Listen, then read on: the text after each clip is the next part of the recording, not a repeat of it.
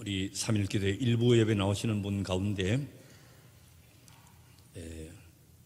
저는 2부는 주로 이제 할머니, 할아버지들이 찬양하는데 낮에 찬양대 좀 섬기고 싶다 하는 분은 내가 오디션 안 하고 바로 임명할 테니까 좀 많이 신청하면 좋겠어요. 작년 10월 달에 로마서 7장을 시작했어요. 아직까지 7장 머물러 있어요. 로마서 전체 16장 가운데 제일 어려운 데가 7장이에요. 그럼 그 뒤에 9장, 10장, 11장도 어려워요. 12장부터는 믿음으로 구원받고 어렵게 된 사람은 어떻게 살아야 되느냐 생활편이 나옵니다만은 7장, 9장, 10장, 11장이 아주 어려운 부분이에요. 그래서 이 7장 가지고 지금 해가 바뀌도록 좀 붙잡고 있는 거예요. 자, 예를 들어 7장 22절에서 24절 한번 보십시오. 보면 자막을 보시면서 내 속 사람으로는 하나님의 법을 즐거워하되 내 지체 속에서 한 다른 법이 내 마음의 법과 싸워 내 지체 속에 있는 죄의 법 아래 나를 사로잡아 오는 것을 보는도다. 오라 나는 곤고한 사람이로다. 이 사망의 몸에서 누가 나를 건져내라. 자, 여기서 어려운 부분이 있어요. 무슨 어려운 일인가 하니까 오라 나는 곤고한 사람이로다. 이 사망의 몸에서 누가 나를 건져내랴. 자, 이것을 외친 사람이 누구냐? 바울이 맞죠. 바울이 로마서를 기록을 했으니까. 그럼 무슨 어려움이 있느냐? 방금 읽은 이 말씀이 바울이 외친 것이 틀림없는데, 그럼 오라 곤고한 사람이다 하는 이것을 자기 자신의 현재의 심정을 말한 것이냐, 또 아니면 바울이 이 말을 쓰고 외쳤지만은 어떤 처지에 있는 사람을 두고 한 말이냐, 그 문제. 누구냐? 자기 심정을 말한 것이냐, 자기가 말했지만은 성도들 가운데 어떤 처지에 있는 사람을 두고 한 말이냐 하는 것이. 그럼 TV 프로에 보면 그 달인이라고 하는 프로그램이 있죠. 달인. 그 한 번은 은행원이 나왔는데 그 사회자가 100만 원 하면 그 손으로 잡으면 그냥 100만 원이야 이게. 120만 원 하면 딱 잡으면 이게 120장이에요. 달인이에요. 평생 돈 만지니까 그래요. 한 번은 만두 만드는 사람이 나왔는데 반죽을 이렇게 해가지고 탁 해가지고 만드는데 달면 딱 50g, 그 다음은 50g 정확하게 나오는 거예요. 이 달인이에요. 한 가지 일에 숙련이 되어가지고 하면 달인이 되는 거예요. 10년, 20년 하면 달인이 돼요. 제가 그걸 보면서 내가 교육전사를 빼고 전임 전도사, 부목사, 또 목사 이렇게 한 게 40년이에요. 40년. 그럼 40년이면 달인 돼야 돼요? 안 돼야 돼요? 만두는 10년만 만들어도 달인이야. 이건 달인. 목사 노릇 40년 했는데 달인이 됐느냐? 안 돼요. 어려운 거예요. 갈수록 어려운 것이에요. 왜 어려웠냐? 무슨 일이 있어서 어려웠냐? 어려운 어떤 상황에 있어서 어려우냐? 어려운 사람이 많아서 어려우냐? 물론 뭐지 한 가지 일만 두고 말하기는 어렵지만은 평생 목회를 해도요, 목사는 달인이 될 수가 없어요. 왜냐하면 사람의 마음을 몰라요. 100명면 100인 100색이야. 어려워요. 생각이 다르고 보는 것이 다르고 판단이 다르고 진의가 다르고 나는 이렇게 말하지만은 알아듣는 건 또 저렇게 알아듣는 거예요. 이 사람 미치는 거예요, 이게.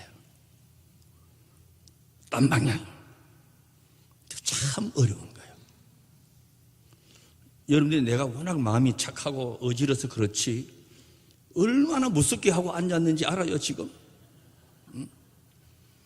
교인들이 무서워요. 100명면 100색이라 100색. 목회는 달인이 있을 수가 없어요. 교회는 거룩한 곳이고 그리스도의 몸이고 신앙 공동체고 영적인 것을 추구하는 곳인데 자꾸 세상적인 풍조와 방법이 밀고 돌아요. 점점 갈수록 신앙적이지 않는 모습으로 바꾸어 가고 있어요. 우리가 굉장히 신앙적이고 교회 안에 평생을 살아도요, 어떤 문제를 대할 때는 항상 세상적인 기준으로 대하는 거예요. 항상 그래요. 이게 참 어려운 거예요. 사도 바울이 나는 곤고한 사람이라 이렇게 주셨는데 이게 자기 처지냐 아니면 어떤 사람의 처지를 두고 한 말씀이냐. 바울이 실제적인 인간상의 위치가 어떤 것이냐, 이제 한 3가지 정도를 들 수가 있어요. 자, 오늘 본문 읽기는 14절, 15절 읽었는데 왜 24절을 말하느냐?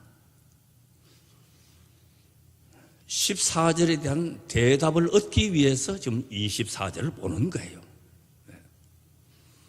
자, 첫 번째, 오라는 곤고한 사람이다. 자, 이렇게 소리 지른 사람은 아직 예수 믿지 않는 사람, 불신자, 구원 얻지 못한 사람의 입장에 대해서 사도 바울이 말한 것이 아니냐. 그걸 첫째로 들 수가 있어요. 자신의 죄를 깨닫고 율법에 비추어 보니까 비관하고 통탄하고 절망적이라고 하는 입장이에요. 여기서도 제가 또 이렇게 말씀을 보면서 한 가지 이걸 수용할 수 없는 이유가, 받아들이기 어려운 것은 나는 죄인이다, 이걸 깨달은 사람은 구원받은 사람이 이 말을 할 수가 있지, 구원받지 못하면 이 말을 못하거든요. 그러니까 이것도 구원받지 않는 사람, 불신자에 대한 것이냐 하는 것도 약간 의혹이 있어요. 그럼 구원받기 전에는 자기가 죄인이라고 하는 것을 결코 알 수가 없는 것이거든요. 죄인이라고 깨달았을 때는 이미 성령으로 인해서 그 마음이 조명되었기 때문에 내가 죄인이라 하는 것을 아는 것이에요. 이 조명이라고 하는 것은 이게 지금 조명이잖아요. 쫙 비치는 거예요. 그럼 깜깜함 중에는 색깔이 있어요, 없어요? 색깔이 없어요. 깜깜한 데서는 이게 흰지 검은지 붉은지 깨끗한지 때가 묻었는지 알 수가 없어요. 만지면 질감이 알겠지만은 그래요.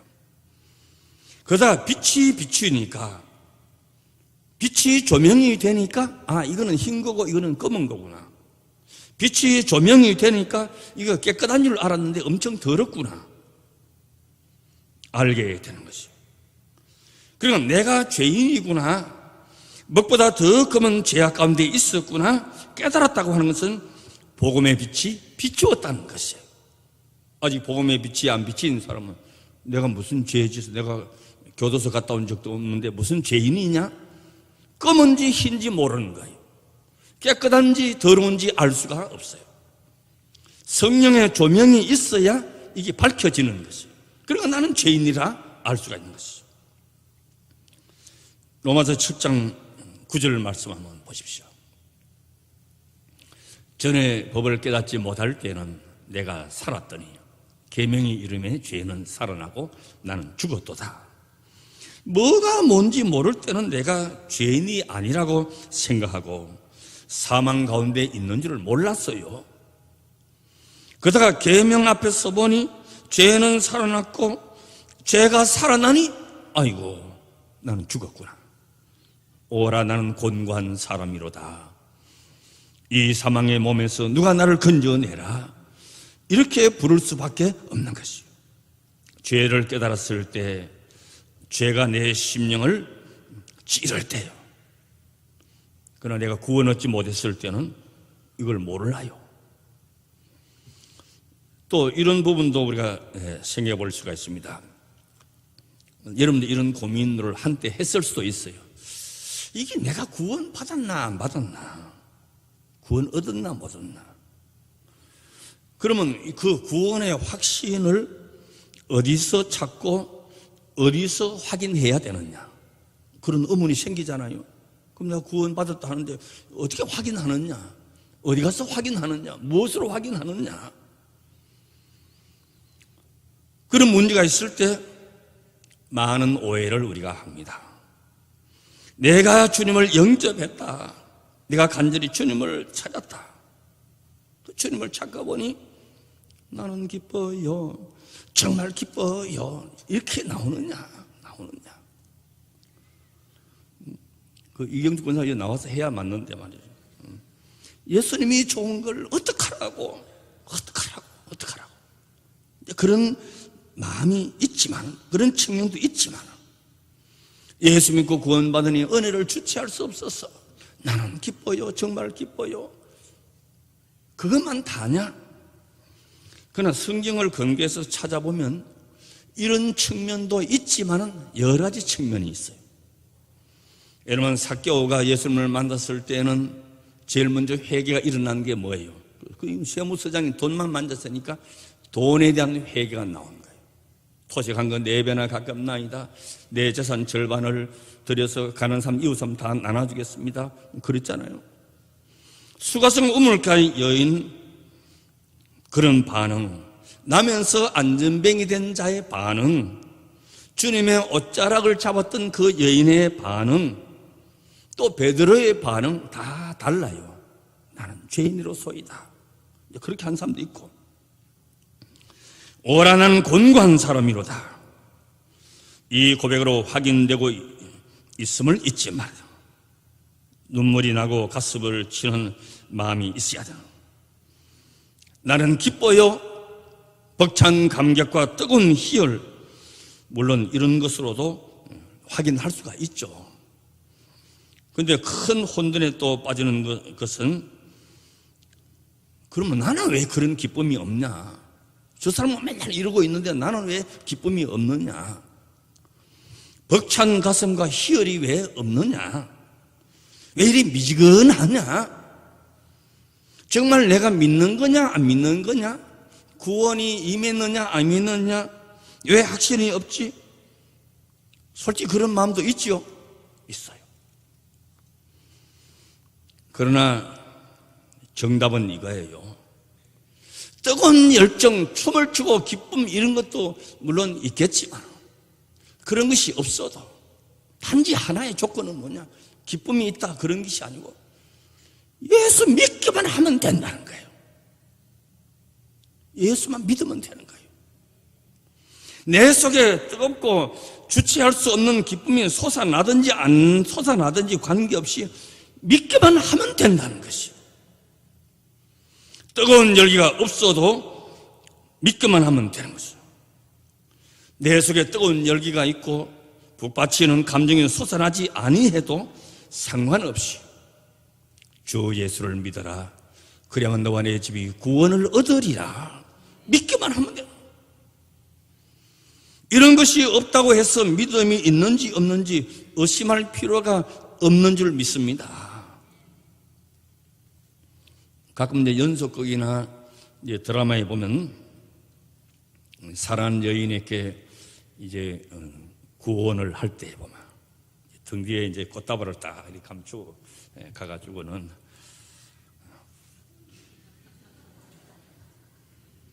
그거 안 해봤어 그런 거? 나는 안 해봤어요. 그거 안 해도 시볼 사람이 하도 많아가지고 안 했어요. 그럼 또 여기서 내가지고는 반지를 또 이렇게 끼워주잖아요. 그런 것도 안 받고 지금 시집 왔어요, 지금?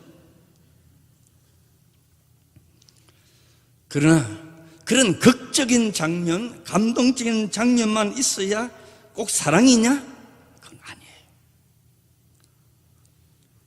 꽃다발이 없어도, 금반지는커녕 구리반지가 없어도, 분위기가 없어도 무뚝뚝하게 경상도 남자처럼, 알지? 이것만 해도 되는 거예요, 되는 거예요.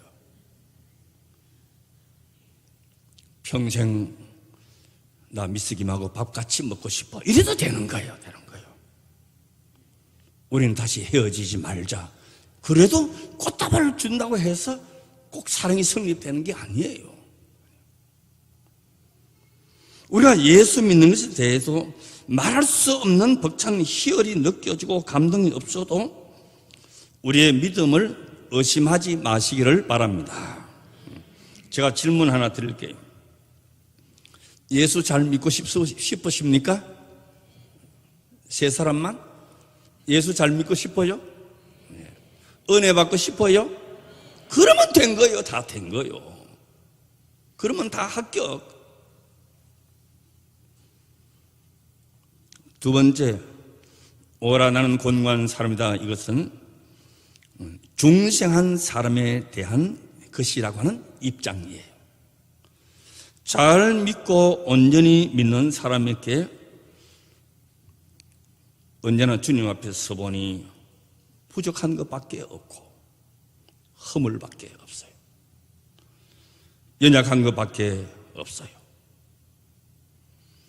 여러분, 부모님에 대해서도 효도하고 지극적으로 복량한 자녀일수록 부모에 대한 아쉬움이 많은 거예요. 아이고, 못다한 사랑, 못다한 정성, 그때 좀 그렇게 해드릴 걸, 이런 마음이 많아요. 우리가 잘 믿는 사람일수록 그런 아쉬움이 더 많아요. 뭐 하자 하면 하면 하고 말만 하면 그런 게 아니에요. 잘 믿는 사람일수록 아이고, 내가 할 수 없음에 대한 안타까움이 있고 부족함에 대한 그 안타까움이 있는 것이지, 그래요.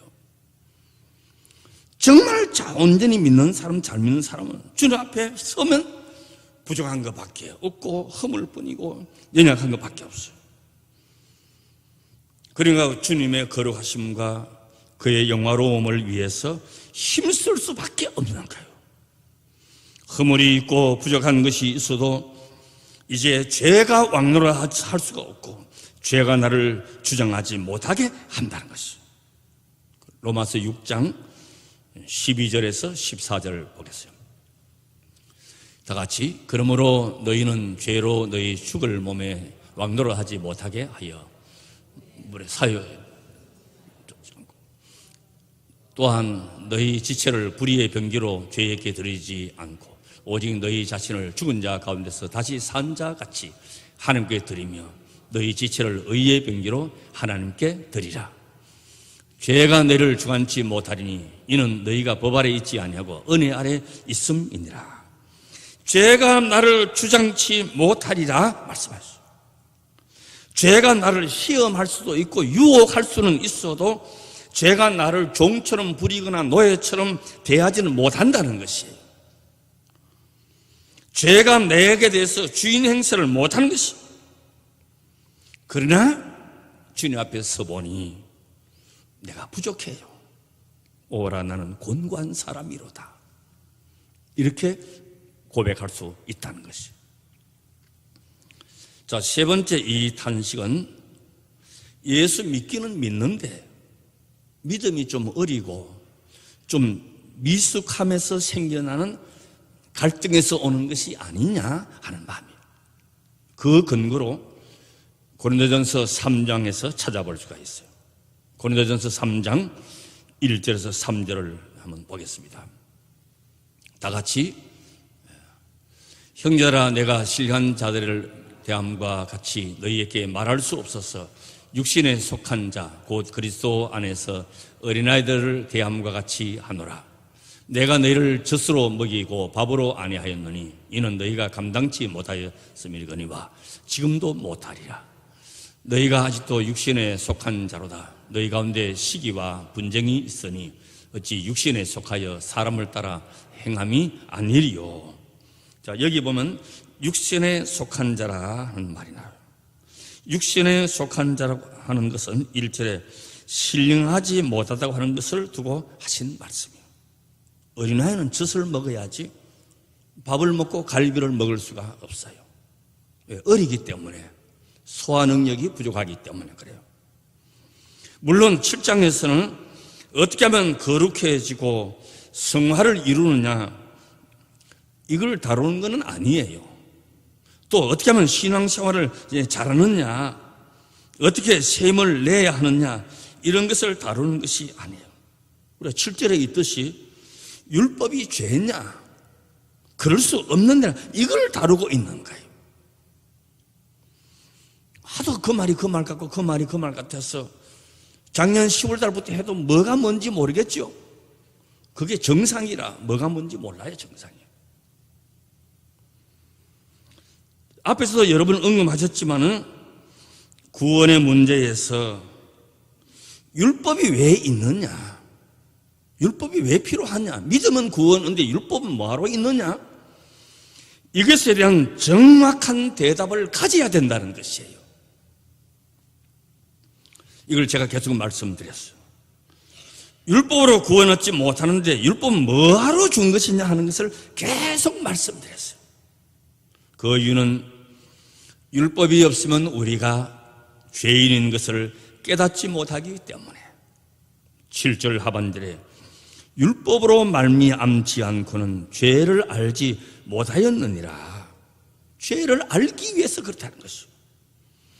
실제로 율법이 있고 난 다음에 율법을 두고도 율법을 쫓아 따르지 못하는 죄인이라는 것이에요. 율법을 줬는데 율법을 지키지 못하더라는 거예요.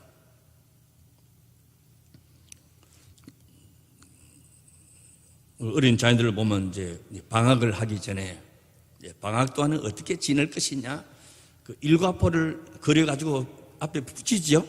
그 시계처럼 이렇게 그려가지고 그거 다 봤죠, 그런 거. 그래 이제 색깔을 다 칠해가지고 6시 기상, 세수하고 밥 먹고 오전 공부, 점심 먹고 동생하고 조금 놀다가 학원 갔다 와서 오후 공부, 저녁 식사하고 저녁 공부, 숙제, 또 뭐 학습, 복습 다 해라. 그 시간표대로만 하면 전교 1등 안 할 놈이 없어. 시간표는 6시 기상인데 아침 9시만 되면 엄마들이 깨운다고 난리야. 일어나 일어나! 입을 확 걷어붙이고. 요즘은 그렇게도 못한대요. 애들이 하도 무섭게 해가지고. 그리고 엄마들이 애들 마음대로 못 깨워. 야야 일어날래? 너가 아빠가 일어나라 카네? 이러고 있어요. 일어나 임마! 이렇게 못하는 거예요. 그 시간표는 이만하게 시계를 책상 앞에 붙여놨는데 지키는 놈이 아무도 없어. 그거 6시 기상이 뭐예요? 아침마다 깨운다고. 그래 엄마들이 아이고 방학 좀 빨리 맞췄으면 좋겠다, 죽겠다, 다 그러죠.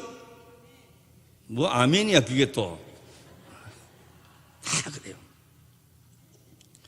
그럼 그 일과표는 잠자고 밥 먹고 공부하고, 밥 먹고 또 공부하고 또 공부하고 숙제하고 그밖에 없어요.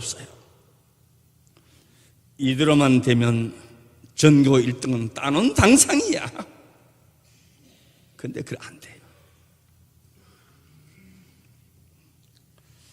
율법이 나를 의롭게 하고 거룩하게 하고 구원을 이루게 하는 것이 아니라 죄인이라고 하는 것을 깨닫는 거예요. 6시 기상인데 오늘 아침에 너 못 일어났네? 그거밖에 모르는 거예요. 그거 확인시켜주는 거예요. 율법을 지키나 안 지키나 보자 이런 것이 아니고 하나님 앞에 나아가려고 할 때 나를 뭔가 붙잡고 있는 그 세력의 정체를 드러내기 위해서, 그 죄의 정체를 폭로하기 위해서 율법을 준 것이래. 죄에 붙잡혀 있는 실상을 알게 된. 그래서 오라 나는 곤고한 사람이로다. 바울이 부르짖었지만은 이것은 불신자나 성도에 관한 것이 아니라 구원이 율법의 방법으로 된 것이 아니고 내 현실을 알게 하는 것이니, 현실을 알고 보니 나는 곤고한 사람이구나 깨닫게 되는 것이에요. 우리는 죄에 붙잡혀 있었고 그 힘의 세력에 갇혀 있는 중이었어요. 그 울타리를 벗어날 수가 없었어요.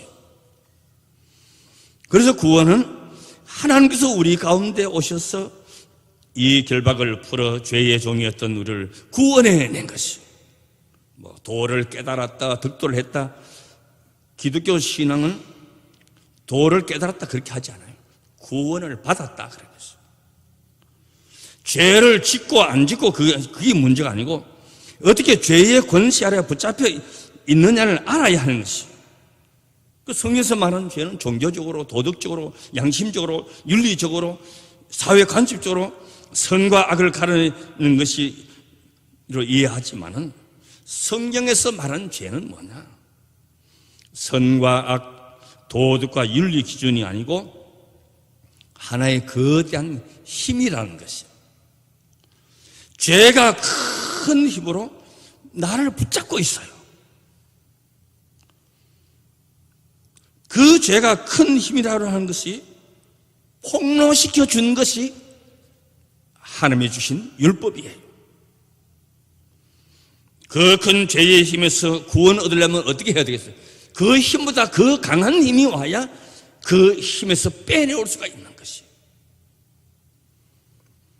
율법은 선한 것인데 그 선을 행할 능력이 없으니 내가 악을 산출해내는 것이에요. 자, 처음에 말씀드렸듯이 오늘 14절, 15절 본문 읽어놓고 왜 24절 말하느냐? 14절의 해답이 이거란 말씀. 내가 죄를 사모하는 것도 아니고 내가 죄를 싫어해도 죄로 따라갈 수밖에 없는 큰 힘이 나를 이끌고 있다는 거예요. 이걸 벗어날 수가 없어요. 오라 나는 곤고한 사람이로다. 그 앞에 지나왔습니다만 로마서 5장 17절에서 21절 한번 보겠습니다. 다 같이. 한 사람의 범죄를 인하여 사망이 그 한 사람으로 말미암아 왕노로 하였은즉 더욱 은혜와 의의 선물을 넘치게 받는 자들이 한 분 예수 그리스도로 말미암아 생명 안에서 왕노릇 하리로다. 그런즉 한 범죄로 많은 사람이 정죄에 이른 것 같이 의의 한 행동으로 말미암아 많은 사람이 어렵다 하심을 받아 생명에 이르렀느니라. 한 사람이 순종치 아니함으로 많은 사람이 죄인 된 것 같이 한 사람의 순종하심으로 많은 사람이 의인이 되리라. 율법이 가입한 것은 범죄를 더하게 하려 함이라. 그러나 죄가 더한 곳에 은혜가 더욱 넘쳤나니 이는 죄가 사망 안에서 왕노릇 한 것 같이 은혜도 또한 의로 말미암아 왕노릇 하여 우리 주 예수 그리스도로 말미암아 영생에 이르게 하려 함이로다. 여기 대조를 이루고 있어요. 죄가 왕노릇하고 있다. 이런 왕노릇한다. 왕이라고 하는 뭐냐? 통치를 말하는 거예요. 왕의 다스림을 말하는 거죠. 그리고 반대로 구원도 은혜도 왕노릇하고 있다.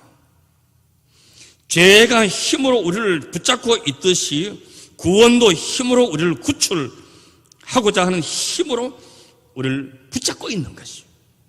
그래서 로마서 1장 16절에 이 복음은 모든 믿는 자에게 구원을 주시는 그 다음에 하나님의 능력이라. 내가 복음을 부끄러워하지 않는다. 왜? 복음은 구원을 주는 하나님의 능력이 됨이라. 우리는 그 능력 안에 있으니 그 하나님의 능력은 나를 붙잡고 있는 죄의 능력보다 더 강하기 때문에 다시는 거기 끌려가서 죄의 다스림을 받고 죄가 나를 왕노릇 하지 않는다는 것이에요. 나를 유혹하고 나를 시험은 할 수 있지만 다시는 안 끌려가는 것이요. 하나님의 능력 안에 있으니 죄에 끌려가지 아니하고 하나님의 은혜와 거룩하심 안에 늘 거하게 되시기를 주의 이름으로 축원합니다. 아멘.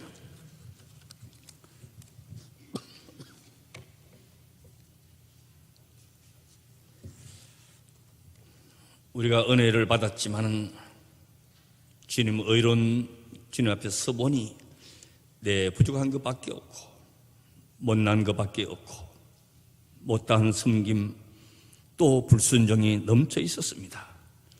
오라 나는 곤고한 사람이로다 탄식할 수밖에 없는 저희들, 주여 우리를 긍휼히 여기시사 이 복음은 모든 믿는 자에게 구원을 주는 하나님의 능력이라고 했사오니 그 하나님의 능력 안에서 이제는 다시는 죄에 끌려가지 아니하고 은혜의 종, 구원의 종으로 일생을 살아가게 하여 주시옵시고, 이제는 주의 말씀이 나를 다스리시고 성령이 나를 이끄시고 그의 조명하심이 우리의 어두운 길을 밝히 비추어 주이사 실족함이 없게 하여 주시옵소서.